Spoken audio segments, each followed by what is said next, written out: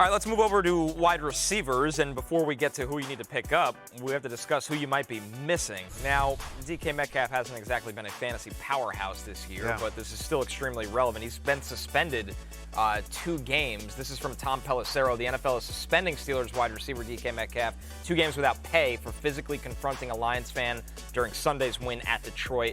Per sources, Metcalf, who had reported the same fan to security last season, plans to appeal.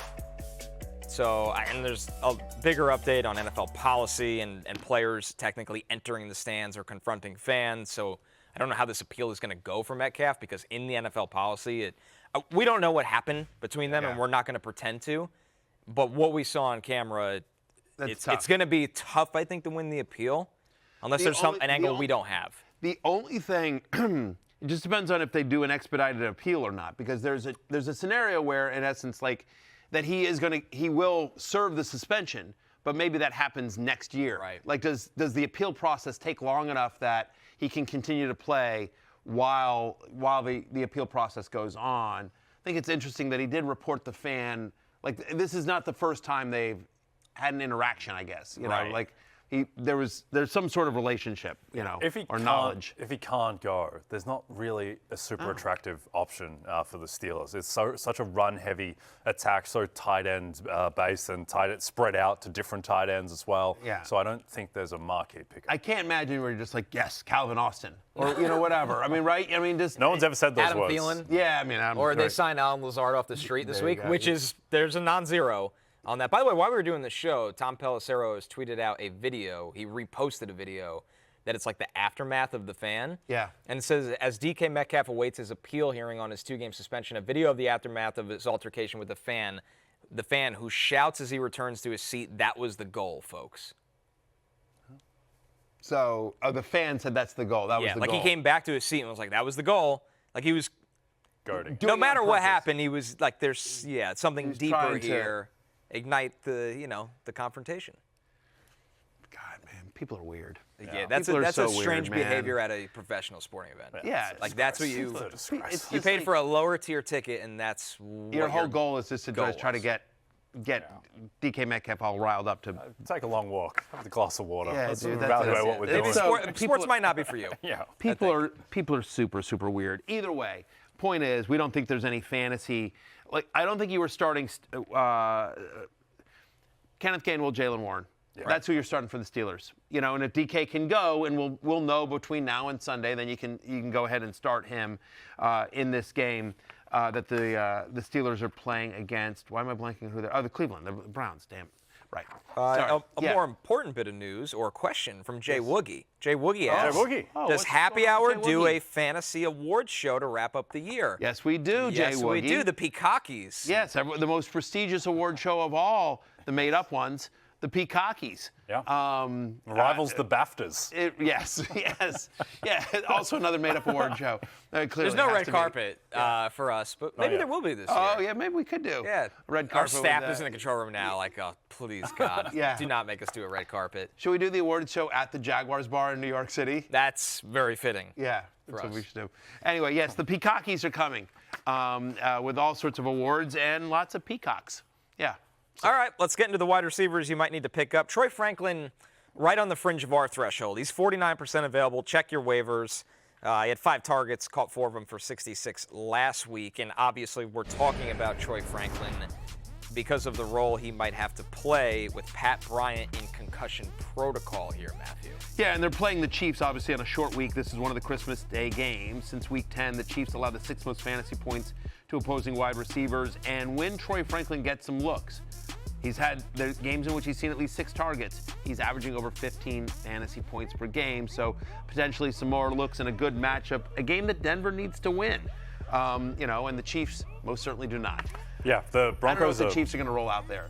I don't think the Chiefs know what they're going to roll out there. Yeah. The Broncos are 13-point favorites on the road in Arrowhead. So might not be enough. Yeah. So right now, at least according to the market, the 2 worst teams in football in a tier by themselves: Kansas City Chiefs and the New York Jets. Yeah. And it's a debate as to who would be favored on neutral between those 2 teams. Chiefs play the Raiders in Week 18, and an absolute blockbuster as well, by the way. But favorable matchup. The only issue is that both Knicks may not need to throw the ball much in this one. Yeah. Although, to be fair, when they played the Chiefs in another kind of fake late season game last year, where they beat Carson Wentz like 27-0 or whatever, Bo Nix had quite a good day. So they need to win this game, the Broncos. They do need to win this game. I actually am not concerned about that. I agree with you. They probably won't need to, quote, throw a lot because I think the defense will control whatever offense it is that Kansas City's going to have to roll out there, and they'll be able to move the ball. Here's the thing, though. Sean Payton is one of the most I'm running up the score kind of coaches in the NFL. And also I just think that, like, it's been an up and down year for Bo Nix. And so if he can let him get some confidence, let him have a 4-touchdown game, kind of just get him going before the playoffs, I think I could see Sean Payton doing that. Yeah, they need to also just wash out the sour taste of that Jags game, which was an absolute mess. Like, they were 3.5-point favorites in that game, and they got absolutely stomped at home. Right now they're like the least vibey 12-3 team in NFL history. So I think that, to get Bo Nix's confidence back, because he looked completely rattled by the end of that one. Our other wide receiver, guys, is Parker Washington. We've been talking about him all year. Matthew, I know you love this player. Yes. 77% available still, Jay. He's got the Colts on deck, and the target share that has gone Parker Washington's way might be a surprise to many people, but it feels like he's here to stay right now. Absolutely. The thing is you just want shares of this Jags offense. Yes. Like, with the level that Trevor Lawrence is playing at, the best level of his career, the fact as well that, it's spread out, but it's a high volume passing attack between Washington, BTJ, and Jacoby Myers. As we look here at Next Gen Stats, Parker Washington gained 90 of his 145 receiving yards against the Broncos after the catch. Washington's plus 70 yak over expected, the most by any player in a single game this season, and the most by any Jags pass catcher since at least 2016. Hashtag Jax versus Den, hashtag Duval. Parker Washington, one of those is a terrible missed tackle on the right sideline. But, Parker Washington, I think that this is very real. Yeah, and clearly has the trust of Trevor Lawrence. They like him. They like him there. And they're also about to play the Colts pass defense that Brock Purdy just threw 5 touchdowns against.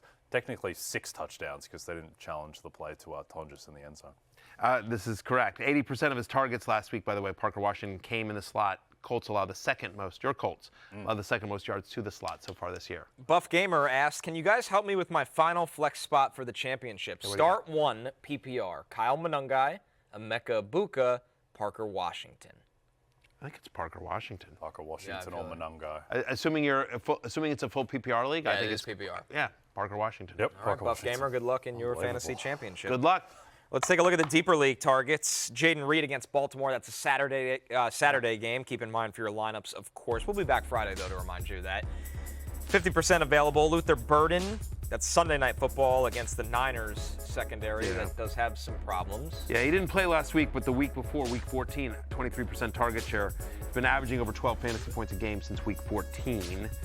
How about your guy, Adonai Mitchell? Yeah, you're only playing him if Tyrod plays this week. You can't. I don't know if you could start him with Brady Cook, but keep an eye on that one. That might be a situation where the Jets, who are 2 touchdown underdogs, are getting blown out so bad you get some chunk time points. Yep. Matt Collins. He's got every single game he's played with his Jets. He's out of these. Oh no! Come back. Not now. We're so close. Excuse me. I don't know what just happened there. Just something in my throat. 6 targets. Adonai Mitchell's had at least 6 targets for every game he's played with the Jets. That was weird. Yeah. You'll be Sorry. Right. He'll be back. You got 2 days to recover. It's like an extended week. It's like the ante of what I talk too much. That's the problem. That's what that is. But what's amazing is you sound completely normal once you reset. Like most people, they have to build back up. Yeah. You go from 0 voice to 10 out of 10, Matthew Berry. Yeah, I don't know. That's what I'm saying. It was weird. It's because I was talking, all of a sudden, there was a. It's because your essence subsists on diet soda and chicken tenders. This is the byproduct. Yeah. These strange things happen to the body. Stuntman Chuck got buried some Robitussin, something, man. I don't know. I don't feel sick, but obviously maybe there's something going on with my throat. Sorry, Jay, no making out today. Yeah. All right, tight ends. It's our Christmas tradition, but we'll do it. Got my COVID shot a couple days just in case. I tested negative for COVID officially. I definitely did. Yeah. I promise you. I showed you guys I texted you guys the. You did Texas proof. Official proof. Yeah. Like when somebody's out from grade school. 6. Yeah. I can't come to school today. Doctor won't let me. Yeah. That was good. Well, I wanted people to know that, I didn't want people to worry that I'd shown up with it. The excuse there with paperwork is that's some unmatched stuff. Hey, it's Matthew Berry from NBCSports.com and RotorWorld.com, and I want to thank you so much for watching whatever it is you just watched, or if nothing else, being too lazy to click out of the autoplay after this video started, after whatever it is you actually wanted to watch finished. But now that you're here, I'd like to take a moment here to ask you respectfully now, okay? I'm asking you respectfully to subscribe to the NFL on NBC YouTube channel. You'll get the latest Roto-World fantasy news headlines, all sorts of great shows, including my own Fantasy Football Happy Hour. So go subscribe now. Again, I'm asking respectfully.